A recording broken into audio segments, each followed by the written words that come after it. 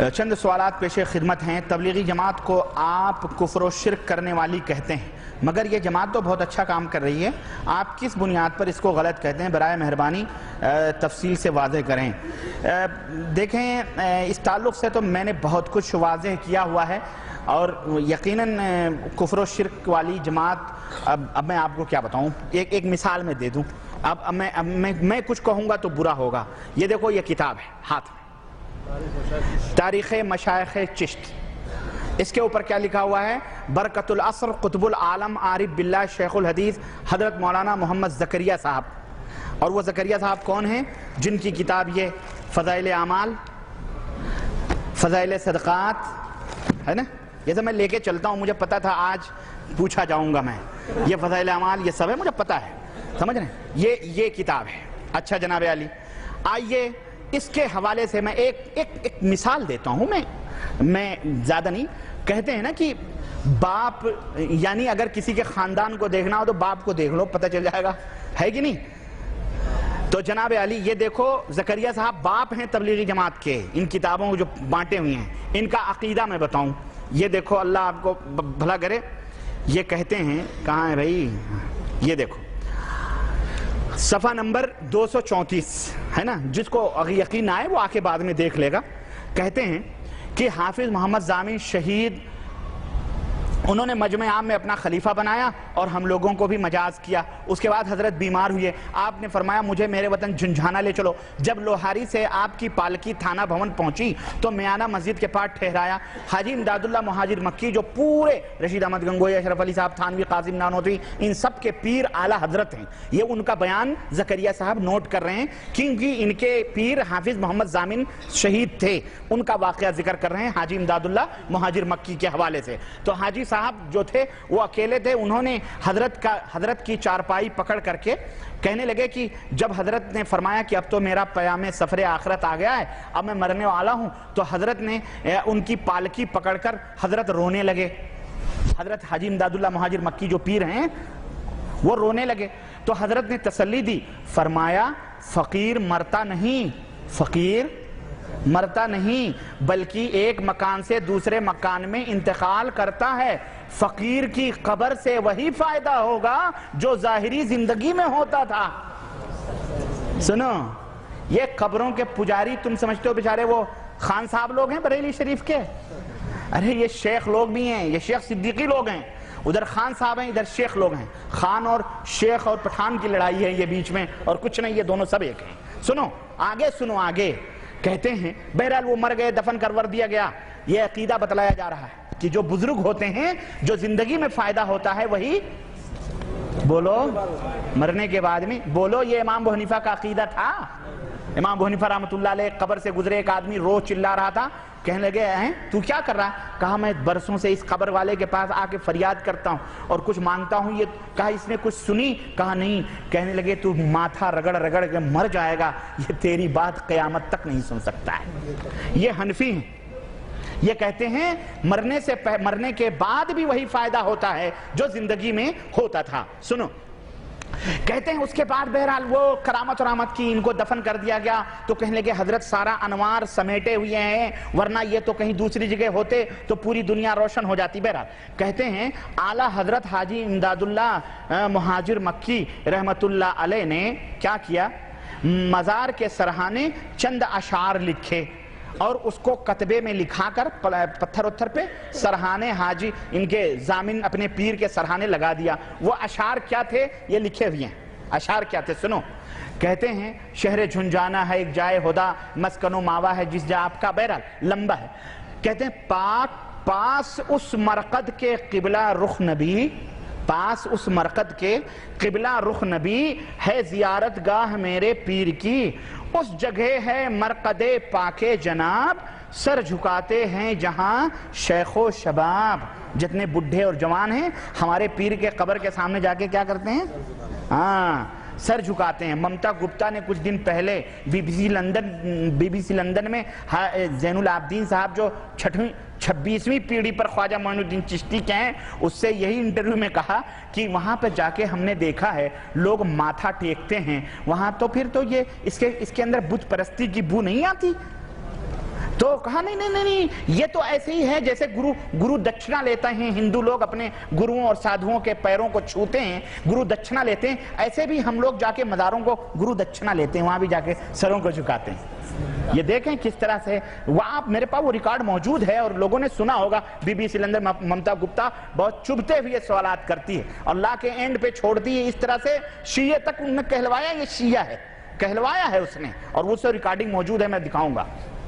سنو، کہتے ہیں جس کو ہو، اب یہ سنو، یہ کفر سنو، یہ کفر، تم کہتے ہو نا کہ یہ تو کفر و شرک سے ڈانڈے کہاں ملتے ہیں، سنو، جس کو ہو شوق دیدار خدا، جس کو ہووے شوق دیدار خدا، ان کے مرقد کی زیارت کو وہ جا۔ استغفر اللہ۔ یہ تبلیغی جماعت کے سرخیل برکت العصر یہ لکھا ہوا ہے۔ اللہ ایسی برکت سے امت کو محفوظ رکھے۔ یہ برکت ہے، یہ برکت ہے، یہ کفر برکت ہے۔ یہ برکت تو اچھی چیزیں ہوتی ہیں، یہ کفر تو سنو، کہتے ہیں کہ یعنی پیرو مرشدو مولا میرے حضرت نور محمد نیک پہ، اعتقاد دل سے جو جائے وہاں، اعتقاد دل سے جو جائے وہاں، اس پہ سب اسرار باطن ہو عیاں، جتنے بھی راز کی چیزیں ہیں سب کھل جائیں، اور دیکھتے ہی، سنو یہ سنو، دیکھتے ہی اس کے مجھ کو ہے یقین، اس کو ہو دیدار رب العالمین۔ استغفر اللہ۔ یہ میری کتاب نہیں ہے، مجھے کیوں الزام دیتے ہو؟ مجھے الزام مت دو، آئینے تجھ خود ہی بتا، ان کا تو ہمراز ہے تو، یہ کتاب خود بتلاتی۔ میرے عزیزو، اگر کوئی آدمی نمازی ہو، پرہیزگار ہو، سخاوت کرنے والا ہو، سیٹھ ہو، سب کچھ ہو، ٹھیک ہے، غریبوں یتیموں بیواؤں کی مدد کرنے والا ہو، لیکن وہ تھوڑی سی شراب بھی پی لیتا ہو تو اسے شرابی نہیں کہو گے؟ بولو، شرابی نہیں کہو گے؟ کہو گے یار یہ شرابی ہے، ہمیں نمازی ہے، پرہیزگار ہے، سب کچھ۔ بعین ہی اسی طرح سے نماز ہے، روزہ ہے، تقوی ہے، طہارت ہے، سب ہے، ٹھیک ہے، لیکن شرک ہے۔ کیا ہے؟ شرک ہے، شرک۔ اور شرک ایک ایسا کینسر ہے اور ایک ایسی بلا ہے، ان اللہ انہو من یشرک باللہ فقد حرم اللہ علیہ الجنہ۔ خلاص، تم نماز، روزے، حج، زکاة، سب تقوی، طہارت، اللہ یہ نہیں دیکھے گا، فجعلناہ ھباء منثورا، اللہ اسے ریت کے ذروں کی طرح اڑا دے گا۔ کہاں ہو تم؟ اللہ کے ہاں ان اعمال کی کوئی اہمیت نہیں ہے، اگر اہمیت ہے تو توحید کے بعد ہے۔ جس کے دل شرک بت قدا بنے ہوئے ہوں، جو یہ عقیدے رکھتے ہوں کہ مرنے کے بعد قبروں سے وہی فائدے ہوتے ہیں جو زندگی میں ہوتے ہیں، تو بتاؤ خان صاحب گروپ کو کیوں تم برا کہتے ہو؟ کیوں انہیں مشرک کہتے ہو؟ کیوں قبر پرستی کے اوپر لعنتیں بھیجتے ہو؟ بولو میرے عزیزو، یہ کتابیں مارکیٹ میں ملتی ہیں، ہم نے چھپائی نہیں ہے، مکتبہ شیخ زکریا مفتی اسٹریٹ سہارنپور یو پی کی چھپی ہوئی یہ کتاب ہے، جاؤ خریدو، اپنی آنکھوں سے دیکھو۔ اور یہی نہیں، اس کے اندر تو ایسی ایسی باتیں ہیں، کہتے ہیں ایک دن کرنال کے بزرگ نے حضرت میاں صاحب کی خدمت میں ایک دن دوپہر کے وقت، یہ کہتے ہیں صاحب تذکرہ کر رہے ہیں کہ میں حضرت میاں صاحب کی خدمت میں ایک دن دوپہر کے وقت گیا، حجرہ شریف بند تھا مگر کیواڑ اچھی طرح سے لگے ہوئے نہیں تھے، کیواڑ جو کھولا تو کیا دیکھتا ہوں کہ حضرت میاں صاحب کا سارا دھڑ الگ الگ ہے، سر الگ، پیر الگ، کان الگ، ناک الگ، جسم الگ۔ مجھے دیکھتے ہی سب اعضاء باہم مل گئے، اور حضرت میاں جی اٹھ کے بیٹھ گئے، فرمانے لگے کسی سے کہنا نہیں، کسی سے کہنا نہیں۔ یہ اعلیٰ حضرت کے پیر صاحب تھے، اور یہ اعلیٰ حضرت امداد اللہ مہاجر مکی کون ہیں؟ یہ حضرت زکریہ، حضرت اشرف علی صاحب تھانوی، قاسم نانوتوی، رشید احمد گنگوئی، یہ سب کے پیر ہیں۔ اب بتاؤ، اب لے جاؤ یہ کتاب، دیکھو، پڑھو، میں کیا کہوں؟ میں کیا کہوں؟ اب اس پہ بھی اگر آپ کی آنکھیں نہ کھلیں تو میں نہیں سمجھتا ہوں، پھر یہی ہے کہ انک لا تہدی من احببت ولکن اللہ یہدی من یشاء، اللہ جسے ہدایت دینا چاہے وہی دیتا ہے، ورنہ ہدایت نہیں ملتی۔ بہرحال یہ تو جواب آپ کا ہو گیا جناب علی۔ پھر کہتے ہیں کیا تبلیغی جماعت قرآن و سنت کی دعوت نہیں دیتے؟ یہ تو اپنے امام کی دعوت نہیں دیتے، قرآن و سنت سے بڑی دور کی بات رہی۔ امام صاحب جو کہہ کے گئے اسی کی دعوت نہیں دیتے ہیں۔ امام صاحب نے کہا قرآن و سنت پھیلاؤ، یہ دیوبند کا مذہب پھیلا رہے ہیں بیچارے۔ اور اس کو تبلیغ کا نام دیا. تو کیا اتنی دین کی محنت سب بیکار ہے؟ ہاں بھائی، شرک کے بعد سب بیکار ہی ہے. یہ محنت وحنت، آپ بنجر زمین میں لاٹھی جا کے کھیت جوتنے میں کیا فائدہ ہے؟ اس مسئلے کا قرآن و حدیث کی روشنی میں جواب دیں. کیا رجب کے کنڈوں کی دعوت میں جانا چاہیے جو بالکل بدعت ہیں؟ ہرگز نہیں جانا چاہیے، کیونکہ یہ سب جو ہے یہ جعفر صادق کے کنڈے بھرے جاتے ہیں، اور یہ نام جعفر صادق کا قطعاً اس کا اسلام سے کوئی رشتہ اور تعلق نہیں ہے، بلکہ یہ جو ہے نا ستیہ نارائن کی جو کتھا ہوتی ہے ہندوؤں کے اندر، وہی ستیہ نارائن کی طرح انہوں نے بھی بنایا ہوا ہے. تو یہ تمام سب بدعت اور کافروں سے مشابہت ہے، اس لیے اس کے کھانے ہونے میں شریک نہیں ہونا چاہیے اور نہ ہی اس میں حاضر ہونا چاہیے. 4 امام میں کسی ایک کی تقلید ضروری ہے کیا؟ اما ساری رامائن ختم ہو گئی، پتہ ہی نہیں چلا کہ سیتا مرد تھی کہ عورت. یہ چاروں اماموں نے کہیں یہ نہیں کہا ہے کہ میری تقلید کرو، سمجھ رہے ہیں میرے بھائی، بلکہ سبوں نے کہا ہے اتباع کرو نبی کریم صلی اللہ علیہ وسلم کی. تو جب یہ بیچارے منع کر کے گئے ہیں تو خواہ مخواہ اب ان کے پیچھے لگ رہے ہیں بیچاروں کے، ہے کہ نہیں؟ خواہ مخواہ یہ بیچارے تو دامن جھاڑ رہے ہیں، انکار کر رہے ہیں، پھر بھی ہم ان کے پیچھے لگے ہوئے ہیں، نہیں ہم مانیں گے، ہم کریں گے. جبکہ یہ بیچارے یہ کہہ رہے ہیں کہ تم قرآن و سنت کی اتباع کرو، میرے پیچھے پیچھے نہ چلو. پھر بھی لوگ جو ہے 400 برس کے بعد ابھار کر کے مان رہے ہیں. غلط بات ہے. ایک آدمی جو دین علم میں کچھ سال پڑھا ہے کہہ رہا ہے کہ ہر فرض نماز کے بعد جو دعا امام کے ساتھ لوگ آمین کے ساتھ مانگتے ہیں یہ سنت مؤکدہ ہے. کیا یہ بات صحیح ہے؟ آپ مجھ سے پوچھ رہے ہیں کہ کیا یہ بات صحیح ہے؟ کیا آپ نے اس سے بھی پوچھا کہ تو اس کی کوئی دلیل دے گا؟ اس کی کوئی دلیل نہیں کہ ہاتھ اٹھا کر جو امام کے ساتھ دعا مانگی جاتی ہے وہ سنت مؤکدہ ہے یا سنت. یہ غلط ہے، اللہ کے رسول صلی اللہ علیہ وسلم سے ثابت نہیں ہے، یہ بدعت ہے. البتہ آپ اپنی دعا مانگو، آپ کے لیے حلال ہے، جائز ہے، آپ ہمیشہ اللہ سے مانگو، آپ کو کس نے منع کیا؟ لیکن ہمارے یہاں جو السلام علیکم ورحمۃ اللہ، السلام علیکم ورحمۃ اللہ کہنے کے بعد اللہم آمین کہہ کر کے جو امام صاحب پتہ نہیں کیا مانگے تو پھر پیچھے مؤذن کہتا برحمتک یا ارحم الراحمین، چلو اللہ اللہ خیر صلی اللہ چلے جاتے ہیں.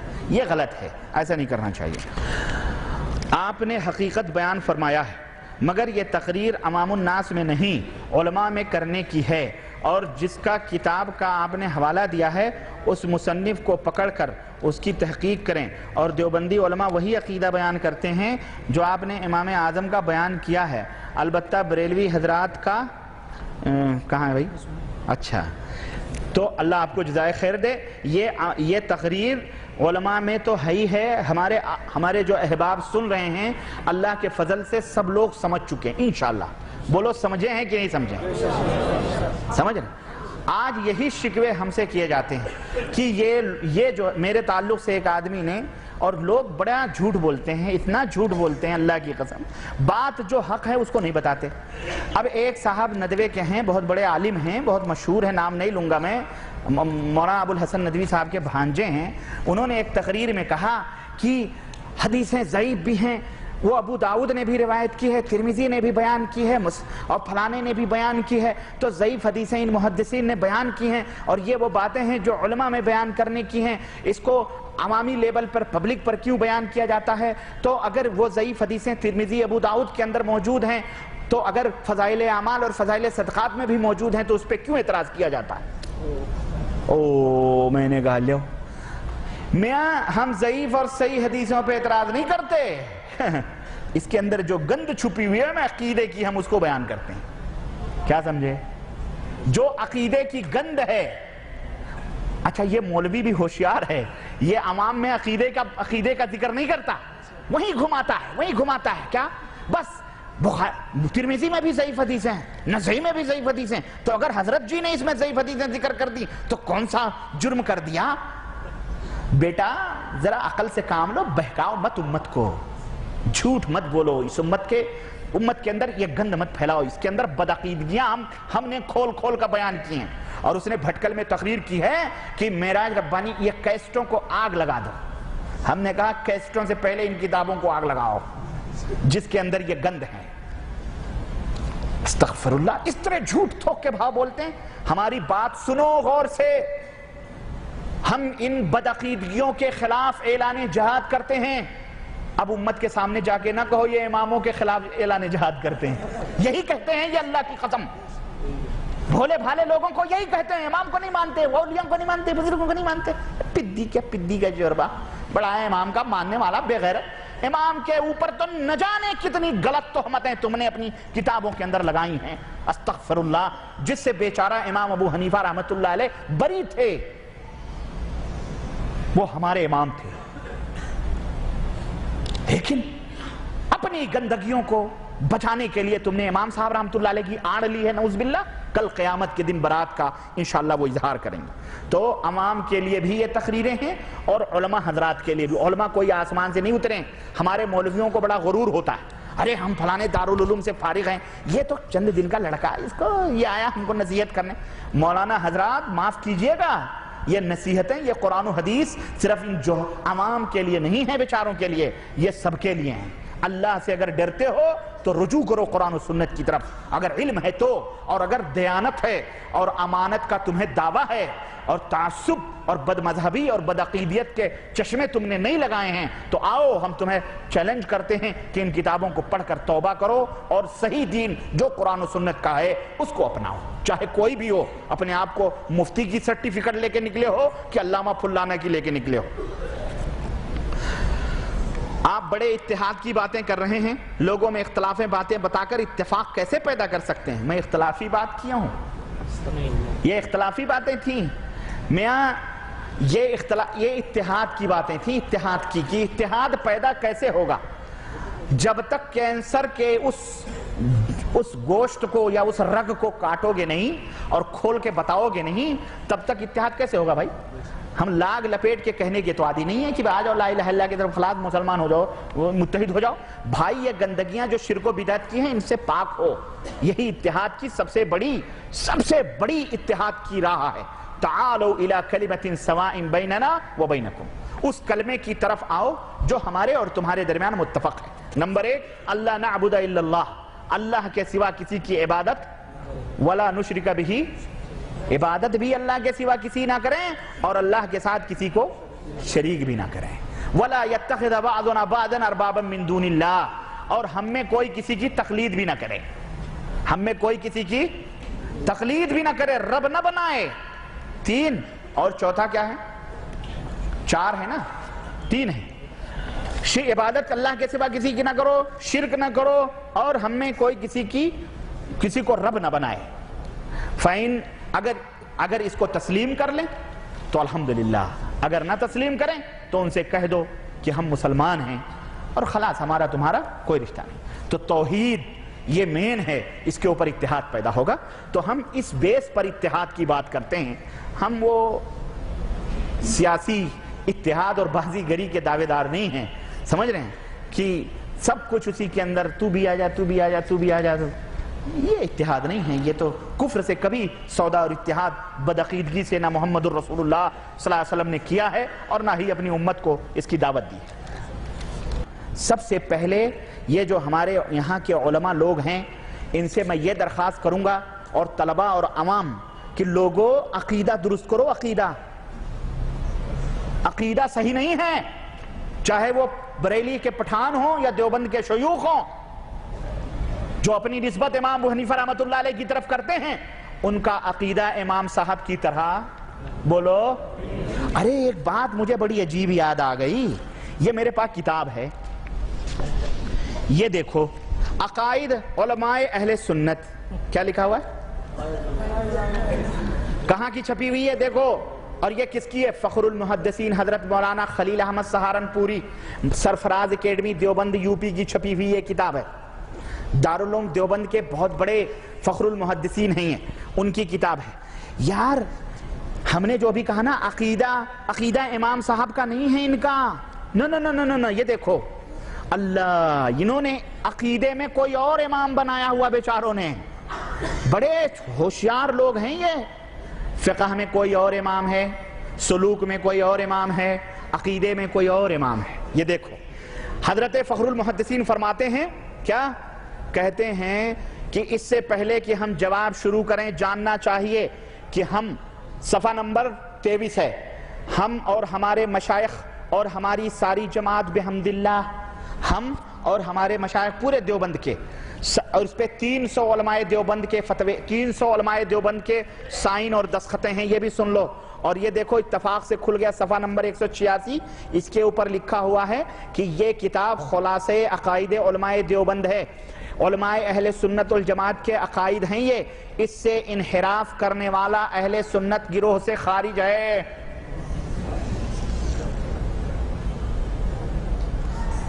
اچھا خیر، ان کے عقیدے کیا ہیں وہ تو خیر آپ کو پتہ ہی چل گیا ہے۔ اب جو یہ عقیدے مانے وہ اہل سنت، جو نہ مانے وہ سوچو، خرد کا نام جنو رکھ دیا، جنو کا خرد، جو چاہے آپ کا حسن کرشمہ ساز کرے۔ ان کا عقیدہ سنو، ان کا عقیدہ یہ بھی ہے، کہتے ہیں کہ جناب رسول پاک کے جسم مبارک کو جو زمین چھوئے ہوئے ہے علی الاطلاق وہ افضل ہے کعبہ سے، علی الاطلاق افضل ہے عرش سے اور کرسی سے۔ یہ دیکھ، یہ عقیدہ میں ایک بتا رہا ہوں، عقیدہ ان کا سنو۔ یہ کہتے ہیں کہ ہم جو ہے، یہ صفحہ نمبر 29 ہے ہاں، اور یہ صفحہ نمبر اللہ آپ کا بھلا کرے 23، کہتے ہیں کہ ہم اور ہمارے علماء اور مشائخ ساری جماعت بحمد اللہ فروعات میں، فروعات یعنی یہی آمین رفع دین، یہی سمجھ لو، نیت یہاں بانا جائے یا وہاں بانا جائے، گردن پہ مسا کی جائے، یا اسی میں ہم کو گھما کے رکھا ان مولویوں نے۔ اور میں جنہیں یہ غیر مقلد کہتے ہیں، میں ان اہل حدیثوں سے یہ کہنا چاہوں گا، ذرا تم ان دائروں سے باہر نکلو، تم کو تو انہی میں گھما کے رکھا گیا ہے، اور امت کے سامنے یہ بتلایا گیا ہے کہ ہمارا اور ان کا صرف آمین رفع دین کا اختلاف ہے۔ نہ نہ نہ نہ نہ نہ، ہمارا یہ اختلاف نہیں ہے، ہمارا بنیادی اختلاف ایمان اور عقیدے کا ہے، کیونکہ ایمان اور عقیدہ یہ مشرکانہ ہے، بدعتیانہ ہے، کتابوں سے ان کے ظاہر ہے۔ آمین رفع دین کے مسئلے ہم بعد میں حل کر لیں گے۔ یہ دیکھو، کہتے ہیں فروعات میں مقلد ہیں مقتدائے خلق حضرت امام حسین، مقتدائے خلق تمام مخلوقات کے مقتدا پیشوا کون ہیں؟ امام اعظم ابو حنیفہ، نعوذ باللہ۔ تو پھر امام شافعی کے امام شافعی اور امام مالک اور امام احمد حنبل کہاں گئے بھائی؟ اگر تمام مخلوقات، جن، پری اور جناب انسان اور جانور، سب مخلوقات ہیں نا، سب کے پیشوا کون ہیں؟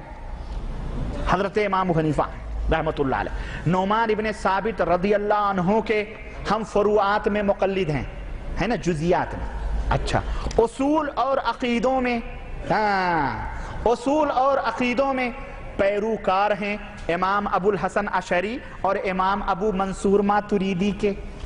سنو، عقیدہ امام صاحب کا انہوں نے، بولو، ان سے پوچھو کہ اے علماء دیوبند حضرات، میں بڑے ادب سے آپ سے درخواست کر رہا ہوں کہ امام ابو حنیفہ رحمت اللہ علیہ کے عقیدے میں کون سی خرابی تھی کہ عقیدے میں ان کو صاف کر دیا آپ نے، اور اصول اور عقیدوں میں آپ نے دو دو امام بنائے۔ اب جب ایک امام کو انہوں نے چھوڑا، امام اعظم حضرت محمد الرسول اللہ، تو پھر دیکھو کتنے کتنے امام بنانے پڑ رہے ہیں ان بیچاروں کو، اللہ توفیق دے۔ ہم تو یہ کہتے ہیں کہ ہمارا اقتصادیات میں بھی، معاشیات میں بھی، عقیدے میں بھی، عمل میں بھی، اخلاق میں بھی، زندگی کے ہر گوشے اور میدان میں ہمارا ایک ہی امام ہے، اور وہ امام ہے حضرت محمد الرسول اللہ۔ لیکن ان بیچاروں نے ایک امام کی راہ چھوڑی اور دوسرے امام کو پکڑا، تو دیکھو کتنے امام بنا رہے ہیں۔ امام ابو حنیفہ کو کہاں چھانٹ دیا؟ فروعات میں۔ یہ بتاؤ، تمہارا سگا جو ہو وہ سگا بھائی ہے، یا جو پھپھو زاد بھائی کے سالے کا ساڑھو، وہ تمہارا سگا ہے؟ بولو، سگا وہی ہے جو خون کا، اصل جہاں ہے جڑ تو امام صاحب کی کٹ کر دی انہوں نے، شاخوں میں گھوم رہے۔ تو شاخوں میں تم نسبت کس کو کر رہے ہو؟ پورا دین امام ابو حنیفہ کی طرف لوگوں کو بتلایا جا رہا ہے، جبکہ انہوں نے پورا دین امام صاحب سے، انہوں نے جڑ کاٹ دی ہے امام صاحب کی، امام صاحب کی جڑ سے الگ ہیں۔ یہ کہتے ہیں پیروکار ہیں ہم امام ابو الحسن اشعری اور ابو منصور ماتریدی کے، اور یہ دونوں اہل سنت والجماعت کے خلاف عقیدہ رکھنے والے لوگ ہیں۔ اور یہ کہتے ہیں، اور کیا ہوا، اور طریقہ صوفیہ میں ہم کو انتساب حاصل ہے، سلسلہ عالیہ حضرات نقشبندیہ چشتیہ اور سلسلہ بہیہ قادریہ طریقہ مردیہ مشائخ سہروردیہ رضی اللہ عنہم کے ساتھ. یہ دیکھو ہاتھ کنگن کو آرسی کیا ہے؟ علماء عقائد دیوبند اہل سنت جھوٹ بولنے والے پر کروڑوں لعنتیں اور اللہ ان کو ہدایت عطا فرمائے. ہم ہمیشہ ہدایت ہی کی دعا کریں. ہمارا کام نہیں ہے کسی کے اوپر لعنتان کرنا. اللہ ان بھائیوں کو ہدایت عطا فرمائے. ہم یہی کہتے ہیں کہ یہ غیر مقلد ہیں.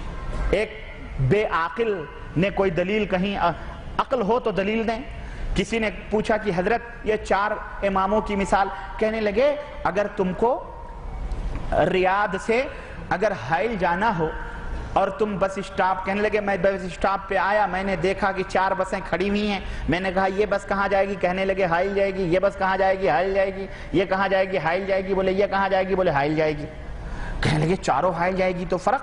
بولے یہ لگزری بس ہے، یہ اسپیشل بس ہے، یہ پیسنجر ہے، یہ ایکسپریس ہے، یہ لوکل بس ہے. لیکن بسیں چاروں کہاں جا رہی ہیں؟ حائل ہی جا رہی ہیں. تو پھر کسی بھی بس پہ بیٹھ لو، حائل ہی تو جا رہی ہیں. تو ہم جو بس پہ بیٹھ لیں، لگزری بس پہ، امام اعظم کے بس پہ بیٹھے ہوئے ہیں، یہ جا رہی ہے جنت کو. ہم نے کہا بیٹا مثال تو بڑی اچھی دی تم نے، لیکن ہمیں ذرا بتلاؤ ان 4 بسوں سے بھی پہلے کوئی بس اس بس اسٹاپ پہ تھی یا نہیں تھی جو جنت میں جانے والی؟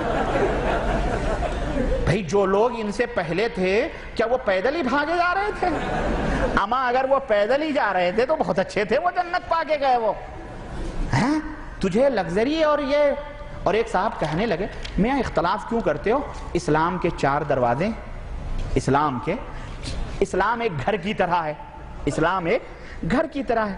4 دروازے، اس دروازے سے جو آ رہا ہے وہ بھی گھر ہی میں آ رہا، شہر میں آ رہا. اسلام ایک شہر کی طرح ہے جس شہر کے 4 دروازے، اس دروازے سے جو آ رہا ہے وہ بھی شہر میں آ رہا ہے، اس دروازے سے جو آ رہا ہے وہ بھی شہر میں آ رہا ہے، اس دروازے سے جو آ رہا ہے وہ بھی شہر میں آ رہا ہے، اور اس دروازے سے جو آ رہا ہے وہ بھی شہر میں آ رہا ہے. تو چاروں ایک ہی شہر میں آ رہے ہیں، تو پھر جھگڑا کس بات کا، اختلاف کس بات کا؟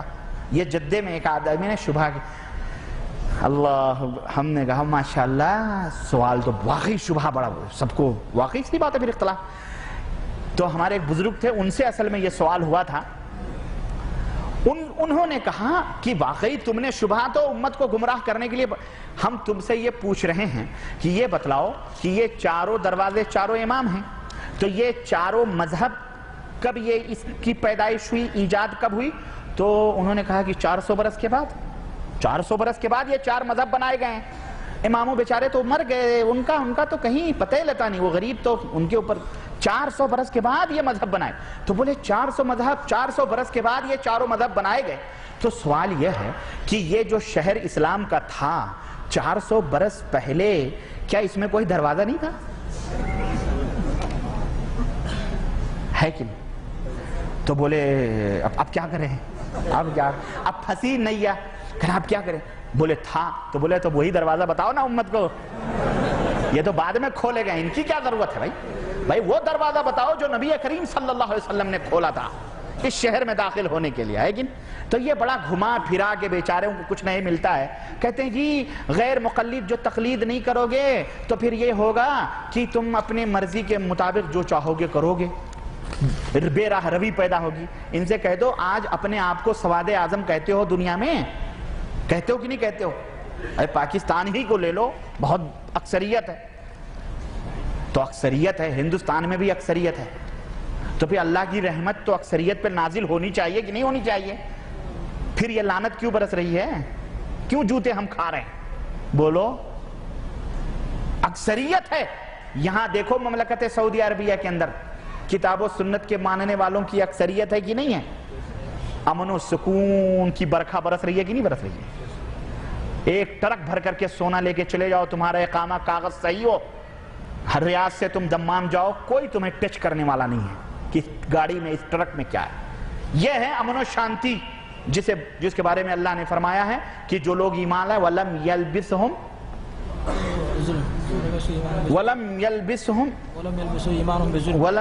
ایمانہم بظلم، یعنی انہوں نے اپنے ایمان کو ظلم سے نہیں خلط ملت کیا. تو صحابہ نے کہا ایونا لا یظلم یا رسول اللہ، ہم میں کون ہے جو ظلم نہیں کرتا؟ تو آپ نے فرمایا میاں یہ تھپڑ مارنا، کسی کو گالی، یہ ظلم نہیں، بلکہ حضرت لقمان نے جو اپنے بیٹے سے کہا تھا ان الشرک لظلم عظیم، شرک سب سے بڑا ظلم ہے، یہاں یہ ظلم مراد ہے کہ اپنے ایمان کو اگر تم نے ظلم سے نہیں خلط ملط کیا ہے تو لہم الامن، انہی کے لیے امن اور شانتی ہے اور انہی کے لیے ہدایت بھی ہے۔ تو اللہ کے فضل سے ہدایت بھی مملکت سعودی عربیہ کے اندر ہے اور امن و شانتی بھی اللہ کے فضل سے یہاں موجود ہے۔ کیوں؟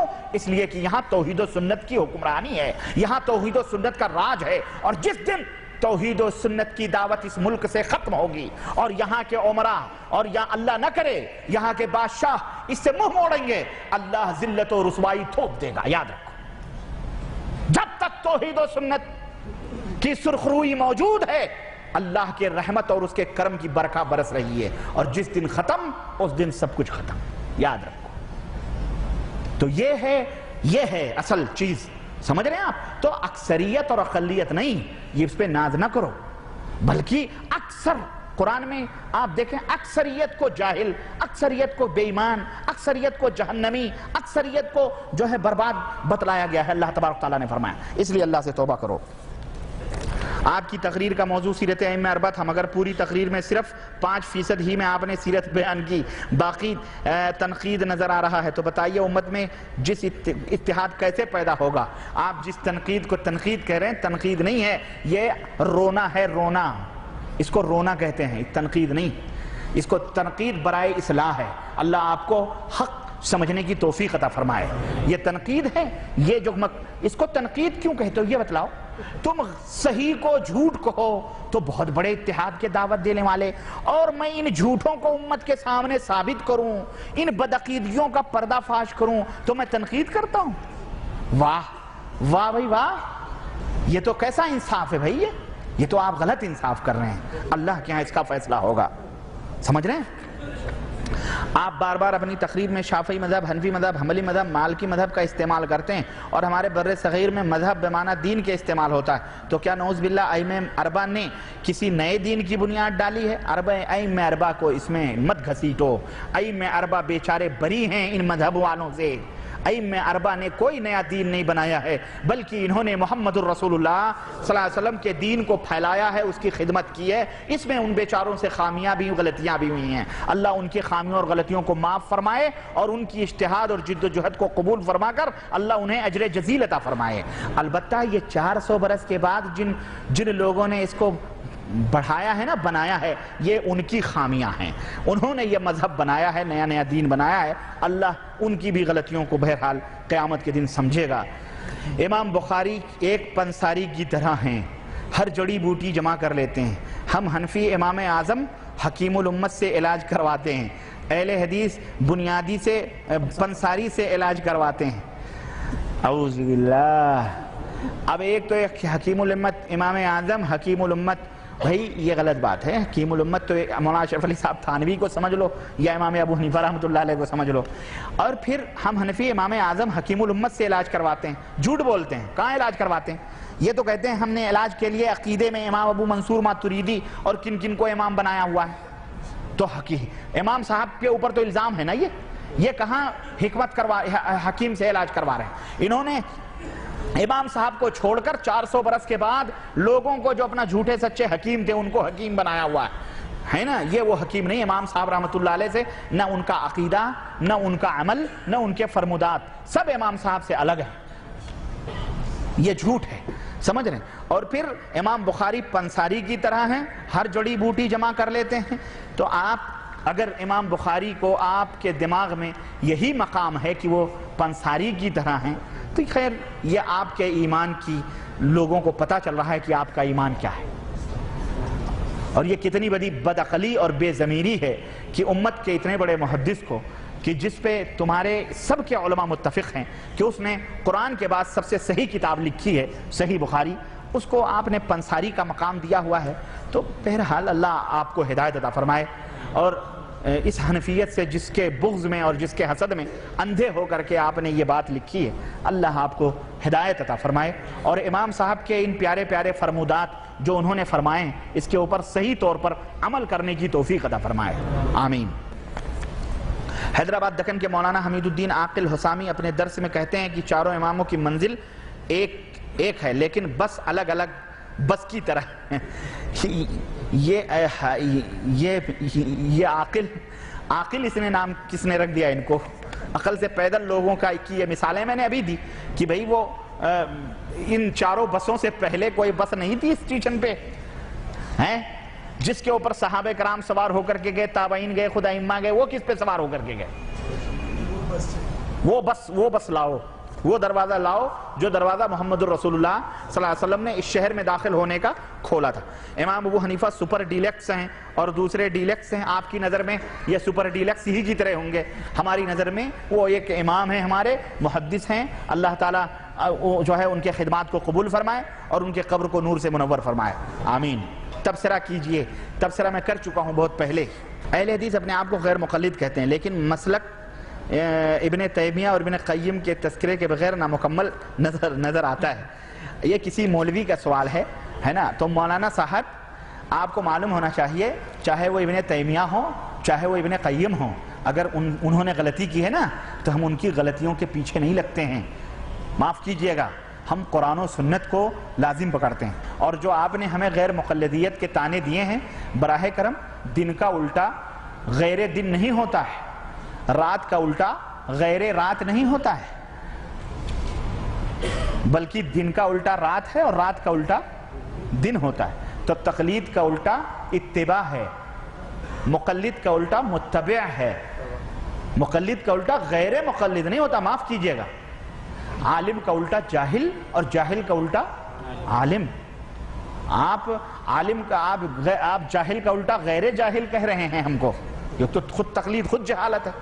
اگر یہ علم ہوتا تو ہمارے ائمہ رحمہم اللہ ہمیں اس کا تعلیم دے کے جاتے کہ ہم تمہیں علم دے کے جا رہے ہیں، ہم علم کے منا رہے ہیں، ہمارے پیچھے پیچھے چلو۔ ابے کسی امام نے، اور جاؤ پوری دنیا کو یہ چیلنج ہے، اور جتنے تقلیدی برادران ہیں سب کو یہ چیلنج ہے کہ ایک امام کا کوئی صحیح قول اور صحیح نہیں، امام کا کوئی کمزور قول یہ دکھا دو کہ انہوں نے یہ کہا ہے کہ لوگوں میری تقلید کرو، جاؤ تمہیں چھوٹ ہے۔ جب اماموں نے نہیں کہا تو بیچاروں کو کیوں بدنام کرتے ہو خواہ مخواہ؟ تو امام ابن تیمیہ اور قیم کو بیچ میں نہ لاؤ، ان کے جوتے کے خاک کے برابر بھی یہ بریلی اور دیوبند کے خان اور پٹھان نہیں ہو سکتے، شیخ نہیں ہو سکتے ہیں، معاف کیجئے گا۔ قیامت کے دن لوگ اپنے امام یا پیشوا کو تلاش کریں گے۔ امام یا پیشوا سے کیا مراد ہے؟ جن جن لوگوں کے پیچھے آنکھ بند بند کر کے چلتے تھے ان کو ڈھونڈیں گے، وہی مراد ہے، وہی مراد ہے جو یہاں جس کے پیچھے چلتا تھا وہ وہیں ڈھونڈے گا۔ امام صاحب تو انشاءاللہ جنت میں جائیں گے انشاءاللہ، اور ان کے ماننے والے جو مختلف پارٹیوں میں بنے ہوئے ہیں، وہ کہتا ہے وہ کافر، وہ کہتا ہے وہ کافر، ہے نہیں بھائی؟ دیوبندی بریلی کو کافر کہتا ہے، بریلوی دیوبندی کو غلط کہتے ہیں، کافر کہتے ہیں، کہتے نہیں کہتے؟ تو امام صاحب کس کو جنت میں لے کے جائیں گے بولو؟ ان کو یا ان کو؟ کہیں گے بیٹے تم دونوں فیصلہ کر لو، جس دیے میں جان ہوگی وہ دیا رہ جائے گا، پھر نپٹ نہیں، ہم تو جا رہے ہیں مع السلامہ۔ انشاءاللہ وہ تو کھٹکھٹاتے جائیں گے اور یہ پٹ پٹا کے وہیں رہیں گے۔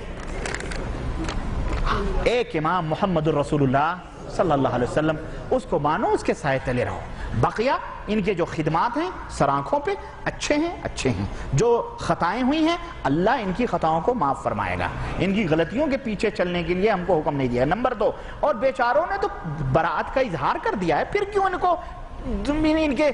کو اپنی طرف گھسیٹتے ہو خواہ مخواہ؟ بدعتی اور مشرک اور کافر میں کیا فرق ہے؟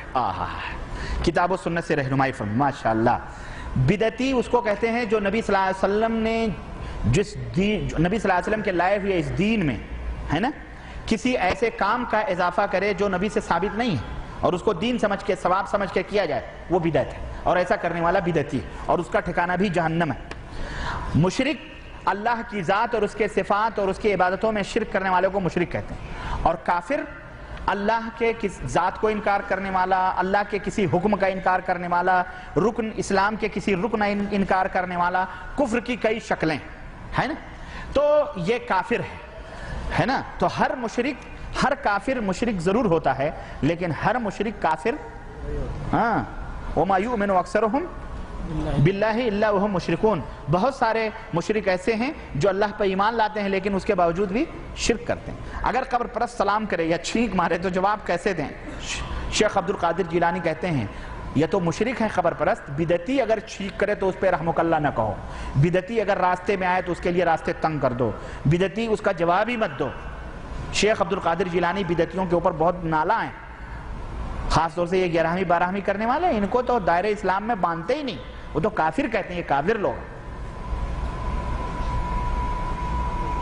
غنیت الطالبین کے اندر تو بہرحال اگر آپ جانتے ہیں کہ یہ قبر پرست ہے اور آپ نے سمجھایا ہے، اس کو بتلایا ہے کہ یہ قبر پرستی شرک ہے، یہ بدعت ہے، اور اس کے بعد بھی نہیں مان رہا ہے، اڑا ہوا ہے، تو بہرحال نہ اس سے سلام ہے نہ اس سے چھینک پہ الحمدللہ رحمت اللہ نہیں کہنا چاہیے۔ بریلوی امام کے پیچھے ہماری نماز نہیں ہوگی، دیوبندی امام کے پیچھے نماز ہوگی یا نہیں؟ دیکھیں جس شخص کا بھی عقیدہ ہو، چاہے وہ بریلوی ہو، دیوبندی ہو، کوئی بھی اپنے طرف کہتا ہو، اگر اس کا یہ عقیدہ ہو کہ قبروں سے فیض حاصل ہوتا ہے، قبر کے لوگ غیب جانتے ہیں، قبروں میں سب کچھ کو پتہ چلتا ہے، وہ مر کے بھی لوگوں کو فائدہ پہنچاتے ہیں، اور یا ہمارے پیر کی قبر سے اللہ رب العزت کی دیدار نعوذ باللہ ہو جا، یہ تمام سب مشرکوں کے عقیدے ہیں، اور ایسے لوگوں کے پیچھے نماز ہرگز جائز نہیں، چاہے کوئی بھی ہو۔ ہم دیوبندی اور وہابی اور پھلانے کی بات نہیں کرتے، ہم عام نسخہ بتلا رہے ہیں، کوئی بھی ہو، کوئی اپنے آپ کو اہل حدیث کہتا ہو، اگر اس طرح کا عقیدہ رکھتا ہو تو مشرک، سمجھ رہے ہیں کہ نہیں سمجھ رہے؟ کوئی بھی۔ قلندر کس کو کہتے ہیں؟ قلندر گدھے کو کہتے ہیں، ہے نا؟ جملہ کتنے قلندر ہیں؟ یہ سارے گدھے سارے قلندر ہیں، یہ دمادم مست قلندر ہیں، یہ سمجھ رہے ہیں؟ اور جو ان کو مانے وہ بھی گدھے ہیں، سمجھ رہے ہیں؟ اس کی کوئی حقیقت نہیں ہے۔ ایک آدمی حج کو جا رہا تھا، راستے میں اس کی ماں کا انتقال ہوا، کسی ہاتھ نے آ کر صحیح کیا، یہ واقعہ کہاں تک صحیح ہے؟ یہ فضائل اعمال کے واقعات ہیں، آپ انہی سے پوچھیں کہاں تک صحیح ہیں، بدعقیدگیاں جو پھیلائے جا رہے ہیں، اللہ ہدایت دے۔ یہ کیا ہے بھائی؟ بخاری پہلے ہے یا حنفی پہلے ہیں؟ تشریح کریں۔ بخاری پہلے ہیں، نہ حنفی پہلے ہیں، نہ بخاری پہلے ہیں۔ بخاری پہلے ہیں کیونکہ حنفی 400 برس کے بعد پیدا ہوئے، امام بخاری دوسری صدی میں پیدا ہوئے، اس لیے بخاری پہلے ہیں، حنفی بعد میں۔ اما امام ابو حنیفہ رحمت اللہ علیہ وہ الحمدللہ پہلے تھے۔ تو حنفی اور امام ابو حنیفہ میں بہت فرق ہے بھائی۔